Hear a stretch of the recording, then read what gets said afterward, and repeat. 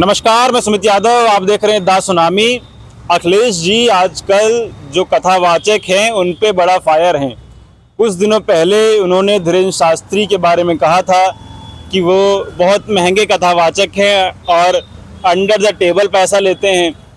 अब हाल ही में एक वीडियो उनका एक्सप्रेसवे पर अनिरुद्धाचार्य के साथ वायरल हो रहा है, जिसमें वो पूछते हैं कि जब नंद बाबा ने यशोदा जी को कन्हैया जी को सौंपा, भगवान को सौंपा, तो उन्होंने सबसे पहला नाम क्या लिया, जिसका जवाब अनिरुद्धाचार्य दे नहीं पाए। तब उन्होंने कहा कि अब से आपका और हमारा रास्ता अलग है, कभी शूद्र ना कहिएगा। इसके बाद से विवाद बहुत बढ़ता गया, तस्वीरें वो लगातार वायरल हैं। आप लोगों ने अनिरुद्धाचार्य को लगातार उनके सत्संगों में देखा होगा, किस तरीके से जो उनके दरबार में लोग जाते हैं, किस तरीके से उनका हंसी मजाक करके उनका मजाक अनिरुद्धाचार्य उड़ाते हैं। तो आज अखिलेश जी से उनका सामना हुआ तो हंसी अनिरुद्धाचार्य की ही उड़ गई। तो किस तरीके से कथावाचकों का जो धंधा चल रहा है उसका पर्दाफाश अखिलेश जी कर रहे हैं। अब उसी पर हम लोग बातचीत करेंगे। समाजवादी पार्टी के नेता लौटन निषाद जी हमारे साथ मौजूद हैं। बहुत बहुत स्वागत है लौटन चैनल में। धन्यवाद आपके चैनल के जो भी व्यूअर हैं, मैं आग्रह करूंगा लाइक करके, सब्सक्राइब करके, शेयर करके जनता तक सही बात पहुंचाकर उनके आंख पर जो पट्टी बधी है उसे हटाने में मदद करें। क्यों अखिलेश जी जो हिंदू धर्म गुरु हैं, कथावाचक हैं, उनका मजाक कितना बना रहे हैं? आप बताइए। कह रहे हैं हमारे रास्ते अलग हो गए, उनकी हंसी पूरे समाज में उड़ा रहे हैं। देखिए, हंसी नहीं है। जब समाजवादी पार्टी की सरकार थी, अखिलेश यादव जी प्रदेश के मुख्यमंत्री थे, तो अगर किसी कथावाचक को अगर सम्मानित किए होंगे अपने कार्यालय पर बुला करके, तो वह अनिरुद्धाचार्य महाराज जी थे। अभी बीच में जब वो टकरा गए, आमना सामना हो गया और उन्होंने पूछ दिया कि भाई आप कृष्ण की कथा का करके जनता में सुर्खियों में बने रहते हैं, तो कम से कम यह मालूम होना चाहिए कि जब वसुदेव जी लेकर के मथुरा से वृंदावन जाते हैं और वह जो है कि नंद बाबा को जो है श्री कृष्ण जी को सौंपते हैं, तो उस समय हुआ होगा कि नंद बाबा जो है और यशोदा मैया कौन सा नाम उन्हें दी होगी। हम लोगों ने तो अभी तक पढ़ा कि नंद गोपाल उनको कहा गया, लेकिन अनिरुद्धाचार्य इस प्रश्न का जवाब देने में अबाक रह गए। प्रश्न का जवाब कहे भगवान कह करके टाल दिए, इधर उधर की बातें घुमाने लगे, उनके चेहरे की भाव भंगिमा ही चेंज हो गई। तब अखिलेश यादव जी ने कहा कि आज से हमारा रास्ता अलग और आपका रास्ता अलग है, अब किसी को शूद्र मत कहिएगा। अरे भाई, जब आप ही को पता नहीं कि श्री कृष्ण जी का नाम जो है नंद जी के घर में पहला नाम क्या आया और नहीं पता है, तो आप कैसे किसी भक्ति और भागवत कथाकार बनते हैं? अनिरुद्धाचार्य धर्म के रास्ते पे, मतलब धर्म का रास्ता अखिलेश जी ने अखिलेश जी अलग रास्ते पे चले। अरे ये लूट का धंधा है। जितने धर्माचार्य है, कथावाचक है, राम कथावाचक है, ये धर्म का धंधा करते हैं। लूट का बहुत बड़ा व्यापार है और सबसे बड़ा व्यापार इसमें कोई है तो यह कथा भागवत का ही है। और इनका रेट जब माननीय राष्ट्रीय अध्यक्ष जी ने कहा था ना वीरेंद्र कृष्ण शास्त्री के ऊपर कि अरे उनकी कथा कहना सामान्य व्यक्ति के बस की बात नहीं है, 50 लाख की फीस है और अंडर टेबल ये लोग लेते हैं। और मैंने खंगाला की जो ओपन इन लोगों की फीस होती है जितने कथावाचक है, तो सबसे बड़ा जो है कि मुरारी बापू सबसे महंगे हैं। 300 करोड़ से अधिक की इनकी सालाना आमदनी है और ये राम कथा कहते हैं। और राम कथा कहने के फीस के तौर पर मुरारी बापू 30 लाख से 50 लाख रुपया लेते हैं। और अंदर खाने वो अंदर टेबल के नीचे से वो अलग बातें हैं। फिर है देवकी नंदन ठाकुर, ये 15 लाख से 25 लाख एक कथा का लेते हैं। धीरेन्द्र कृष्ण शास्त्री की फीस जो है 10 लाख से 20 लाख रुपया है। विजय कौशल जी महाराज ये भी राम कथावाचक है और इनकी भी फीस जो है 10 से 15 लाख है। गोविंद देवगिरी महाराज जी हैं, भागवत कथा के प्रकांड विद्वान माने जाते हैं। यानी भागवत कथा का मतलब यादवों की कथा, श्री कृष्ण से जुड़ी हुई कथा। और हमें ये यादव समाज का कथावाचक हो जाए तो इनकी लगता है कि दुकान पर ताला लग रहा है। इसलिए जो है जो इटावा वाली घटना हुई, इनके धंधे में सेधमारी हुई दिखी, इनकी कमाई पर बट्टा होता दिखाई दिया। अरे भाई, हमारे पूर्वज की कथा का करके चंदाखोरी कर रहे हो, लूट का धंधा कर रहे हो, हमारे समाज को बेवकूफ बना रहे हो, सनातन और धर्म की बात करते हो। कैसा ये सनातन की बात है भाई? तो हमारी कथा हम ही न कहे, केवल हमें सुनने का अधिकार है। तो भैया ये मनुस्मृति का विधान के आधार पर नहीं चलेगा। जिसके अंदर गुण है, संस्कार है, कर्म है, योगेश्वर श्री कृष्ण जी ने साफ शब्दों में कहा है, जन्मना जाते शूद्र संस्कारा दुर्जुते वेदाध्यायी भवेत विप्रः ब्रह्मज्ञानातीति ब्राह्मण। जन्म से सभी शूद्र होते हैं, चाहे ब्राह्मण के घर में पैदा हो, चाहे क्षत्रिय के, वैश्य के और शूद्र के घर में पैदा हो, लेकिन केवल दुबे, चौबे, पांडे, मिश्रा, शुक्ला, उपाध्याय, तिवारी, चटर्जी, बनर्जी, मुखर्जी, मुखोपाध्याय, चट्टोपाध्याय, कुलकर्णी, अय्यर, गौतम शर्मा के घर में पैदा हो जाए और केवल पैदा होने से वो ब्राह्मण मान करके पूजनीय हो, तो यह कतई नहीं माना जाएगा। क्योंकि योगेश्वर श्री कृष्ण ने गीता में साफ तौर पर कहा है कि चातुर्वर्ण्यम मया सृष्टम गुण कर्म विभाग से, 4 वर्णों की रचना गुण कर्म संस्कार के आधार पर किया गया है। अगर यादव वंश में पैदा कोई व्यक्ति, चाहे निषाद हो, चाहे राजभर हो, चाहे पासी हो, चाहे जाता हो, अगर वह धर्मज्ञ है, वेद पाठी है, संस्कारित है, तो उसे कथा भागवत कहने का अधिकार है। और लेकिन संविधान का पर चलने वाले देश में अगर मनुस्मृति के विधान को अगर सौंपा जाएगा तो अब इस व्यवस्था को लोग मानने वाले नहीं है। आगे है जया किशोरी, जया शर्मा जी, जिनसे धीरेन्द्र शास्त्री जी के शादी उदी ब्याह हुआ का बातें चल रही हैं। इसमें रात भर की बातें की भी तमाम क्लिपें आ रही हैं। तो इनकी भी फीस जो है 9.5 लाख से लेकर के 15 लाख है, खुले तौर पर। गोविंद देवगिरी महाराज भागवत कथा कहते हैं, इनकी 12 लाख की फीस है।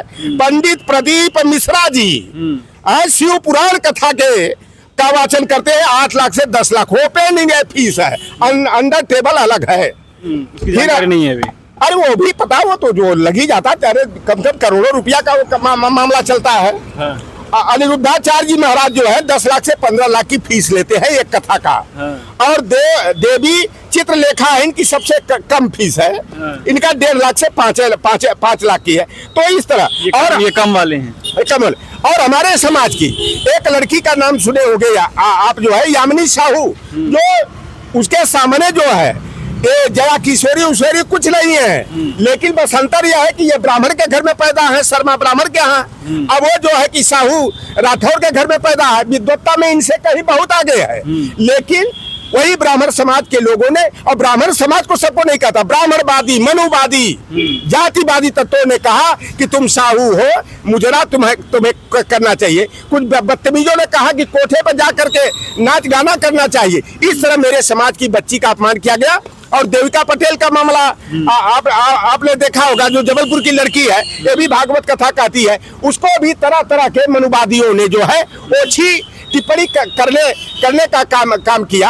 तो मैं तो इसीलिए कहता हूँ भैया कि आप संस्कारित हो करके आप भी जो है ज्ञान को अर्जित करो, और ये नहीं कि केवल दुबे, पंडित, मिश्रा, शुक्ला, तिवारी आ जाए उन्हीं से शादी ब्याह करो। ये शादी का पहला मंत्र जो बोला जाता है ना, अगर ये संस्कृत में, संस्कृत का भाषा का मतलब होता है बेवकूफ बनाने की भाषा, वो हमें देते हैं गाली, लेकिन हम गाली नहीं, उसे हम जो है देववाणी समझ लेते हैं। और संस्कृत भाषा का कोई उपयोग हो तो बता दो भैया। उर्दू का उपयोग है, हिंदी का उपयोग है, मराठी, कन्नड़, मलयालम, तमिल, तेलुगु का उपयोग है, बोल भाषा में, लिखित में, पढ़ाई में, लिखाई में। लेकिन संस्कृत भाषा का कहीं उपयोग है क्या?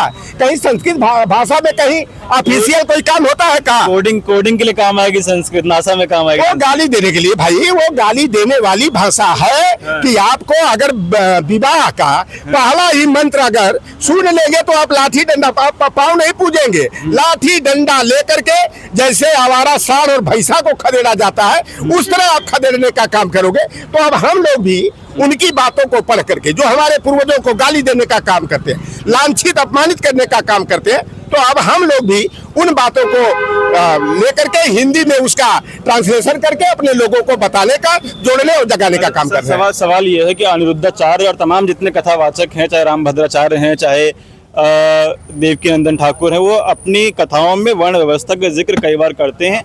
अनिरुद्धाचार्य की भी कई वीडियो हैं जिसमें वो कहते हैं कि ब्राह्मण ब्रह्मा का मुख है, भुजाएं ब्रह्मा की भुजाएं क्षत्रिय हैं और शूद्र जो है चरण हैं। और इसी बात को लेकर अखिलेश जी ने कहा कि अब शूद्र ना कहिएगा, तो क्या वो एक लकीर अब अखिलेश जी ने, क्या वो लकीर अब अखिलेश जी ने खींच दी है? लकीर खींचे या ना खींचे, मैं तुमसे पूछना चाहता हूँ, क्या आज ब्राह्मण जो है मुंह से पैदा होता है क्या? क्या मुंह में जो है कि वो गर्भाशय है क्या कि मुंह से पैदा हो जाता है? अरे माई के पेट से पैदा होते हैं, सब एक ही व्यवस्था से पैदा होते हैं, और जन्मने के बाद जिनका संस्कार जैसा बन जाता है वैसा वो हो जाते हैं। तो ये जरूरी नहीं है कि एक जाति विशेष में पैदा व्यक्ति ही कथा भागवत कहेगा और उसका जन्मसिद्ध अधिकार है। यह जन्मसिद्ध अधिकार नहीं है। अभी तक तो आरक्षण के मुद्दे पर हम लोगों को गाली दी जाती थी। जब मंडल कमीशन लागू हुआ, मंडल कमीशन मुर्दाबाद का नारा किसने दिया था? मंडल कमीशन का पुतला बीपी सिंह, मुलायम सिंह यादव और रामविलास पासवान, लालू प्रसाद यादव का पुतला किसने फूका था? कहते थे आरक्षण तो बैसाखी है, आरक्षण तो भीख है, आरक्षण से जो है अयोग्य का चयन होता है। अरे भाई, आरक्षण से अयोग्य का चयन नहीं होता है, डोनेशन से अयोग्य का चयन होता है। अब तो भैया ब्राह्मण देवता लोगों को मोस्टली अभी 101 जो है यूपीएससी को क्रैक किया है, ईडब्ल्यूएस के नाम पर तो 80 तो ब्राह्मण समाज के हुए हैं। तो ये 10% जब उनको आरक्षण मिल गया तो अब आरक्षण का रोना धोना वह बंद करें। और आज भी कट ऑफ मेरिट देख लो, हमारे बच्चों के कट ऑफ मेरिट से ईडब्ल्यूएस दूर तक नहीं दिखाई दे रहा है। ईडब्ल्यूएस बहुत काफी पीछे है, लेकिन अब अभी भी आरक्षण के नाम पर हमें अगर गाली दिया जाएगा, हमारी प्रतिभा पर उंगली उठाई जाएगी, तो अब भाई हम लोग इस बात को मानने वाले नहीं है। जो हमारे सामाजिक न्याय की लड़ाई लड़ेगा, जो हमारे हक हिस्से की लड़ाई लड़ेगा, हमारे साथ कंधा से कंधा मिला करके खड़ा रहेगा, ऐसे लोगों का स्वागत। पता लगा अभी कल समूह को भाजपा सवेरमा हो गए सपा, अभी रहे सपा में चले गए भाजपा, भाजपा से चले गए कांग्रेस और अपनी निष्ठा ये प्रदर्शित करेंगे। तो ये बड़ा सोच विचार करते हमको आपको जो समाजवादी पार्टी का पीडीए फार्मूला है, इसको जो है मजबूत करने की आवश्यकता है। और बाबू जगदेव प्रसाद कुशवाहा ने एक नारा दिया था 70-80 के दशक में कि 100 में 90 शोषित है, 90 भाग हमारा है, धन धरती और राजपाट पर 90 भाग हमारा है, 10 का शासन 90 पर नहीं चलेगा, नहीं चलेगा। 2027 में समाजवादी पार्टी का पीडीए 10 बनाम 90 के मुद्दे पर लड़ेगा, जोगी को भगाएगा, अखिलेश यादव को लाएगा। मेरा सवाल ये था कि जब अखिलेश जी ये बात कहते हैं कि अब शूद्र ना कहिएगा, तो उससे क्या कहना क्या चाहते हैं वो? जो हमें शूद्र कहेगा, जो हमें नीच कहे, हमें अधम कहे, हमें जो है तमाम पाप कर्मा कहे, ऐसे लोगों को बुलाकर उनका सम्मान करने का, स्वागत करने का, उनसे पूजा पाठ, हवन, शादी ब्याह, कोई भी संस्कार कराने की आवश्यकता नहीं है। हमें अगर यह कराना है विकल्प के तौर पर, तो अपने समाज में भी तमाम लोग हैं, करने की जरूरत है। अब अब आप बताओ, लौटर राम निषाद, लोग कहते हैं कि देवी देवता, अब सावन का व्रत चल रहा है, अब हमारी तीन बच्चे जो भगवान को कभी मानते ही नहीं थे, वो कहते थे भगवान नाम की कोई चीज अगर भगवान है तो यह प्रकृति है, सूर्य है, चंद्र है, पृथ्वी है, जल है। और वह बच्चे जो हमारे ये पौराणिक बातों में विश्वास नहीं रखते थे, जो देवी देवताओं को नहीं मानते थे, कांवड़ नहीं उठाते थे, दुर्गा पंडाल नहीं उठाते थे, हमारे 3 बच्चों को नौकरी मिल गई। और मैं तो कहता हूँ चैलेंज देकर किसी देवी देवता में और किसी भागवत कथा सन्यासी शंकराचार्य और तमाम महामंडलेश्वर है, लौटर राम को शाप दे दो कि हम बुद्धिहीन हो जाएं, दे दे। उनके में अगर ताकत है तो, अगर उनके में इतनी बड़ी ताकत थी तो देश हजारों वर्षों तक गुलाम क्यों रहा? क्यों नहीं मंत्र का फूका मार दिए? यवन हूर तमाम पुर्तगाली आए, डच आए, फ्रांसीसी आए, अंग्रेज आए, मुगल आए, गोरी वंश के आए, तुगलक वंश वाले आए, गजनवी वंश के आए, उनको तो जल के राख हो जाना चाहिए था। वो कैसे हमारे देश में चले आए? काहे को गए अकबर का दरबारी बन करके जो है कि उनका गुणगान करने के लिए? तो ये सारे ये लाभ जहां मिले वहां ये पाखंडी ढोंगी मनुवादी ताकतें चली जाती है और हमको आपको दरकिनार करने का काम करती है। अगर कल हम ही आईएएस बन जाए तो तमाम हमारे रिश्तेदार नातेदार बनने के लिए लोग आ जाएंगे। ये व्यवस्था का मतलब है, ये वर्ण कुछ नहीं, जाति कुछ नहीं। यादव का लड़का आईएएस हो जाए तो उसे जो है, जो आपको घृणा करते हैं, जाति के नाम पर आपको गाली देते हैं। अखिलेश यादव से बड़ा कौन यादव है उत्तर प्रदेश में? है तो कोई बता दो नाम। जिनके पिताजी 3 बार उत्तर प्रदेश के मुख्यमंत्री रहे, जिन्हें पूरा देश सुभाष चंद्र बोस के बाद नेताजी के नाम से कहता है, और कहीं जाकर के तमिलनाडु जाओ, केरला जाओ, बंगाल जाओ, बिहार जाओ, केवल कह दोगे कि नेताजी के प्रदेश से आया हो तो लोग जान जाएंगे कि परम पूज्य मुलायम सिंह यादव के प्रदेश की बात हो रही है। और उनके बेटे उत्तर प्रदेश के नहीं, देश के नंबर 1 के मुख्यमंत्री बने, जिन्होंने तलवार बांटने का काम नहीं किया, फरसा बांटने का काम नहीं किया, जिन्होंने बच्चों को तकनीक से जोड़ने के लिए लैपटॉप देने का काम किया, कन्या विद्या धन शुल्क प्रतिपूर्ति की सुविधा का लाभ देने का काम किया, 38 लाख बेरोजगारों को बेरोजगारी भत्ता देने का काम किया। तमाम काम जो है उन्होंने जनता से जुड़े हुए, जन सरोकारों से जुड़े हुए उन्होंने ऐतिहासिक काम किया। और जब 2017 में हमारे लोग गुमराह होकर के भारतीय जनता पार्टी के पाले में चले गए, मनुवाद के शिकार हो गए, अखिलेश यादव जी सत्ता से बाहर हुए, 5 कालीदास मार्ग को जब खाली किए, 9 दिनों तक गोमूत्र और गंगा जल से धुलवा करके साफ किया गया। उसी दिन मैंने संकल्प ले लिया कि मैं किसी जातिवादी से, किसी मनुवादी से मैं अपने घर में कोई कर्मकांड नहीं कराऊंगा। मैं संविधान को साक्षी मान करके, और मैं उसी के आधार पर बेटा बेटियों की शादी करना हो, चाहे कोई कर्मकांड संस्कार अपने घर में करना है, मैं उन्हीं से कराऊंगा। यादव से करा लूंगा, जाटव से करा लूंगा, चमार से करा लूंगा, पासी से करा लूंगा। जो कर्मकांडी होगा उसी से मैं करा लूंगा। और आप देखे होंगे कि लोकसभा का चुनाव चल रहा था, कन्नौज क्षेत्र में गौरी शंकर मंदिर में माननीय अखिलेश यादव जी चले गए, पूजा पाठ किए, बाद में टैंकर से गंगा जल मंगा करके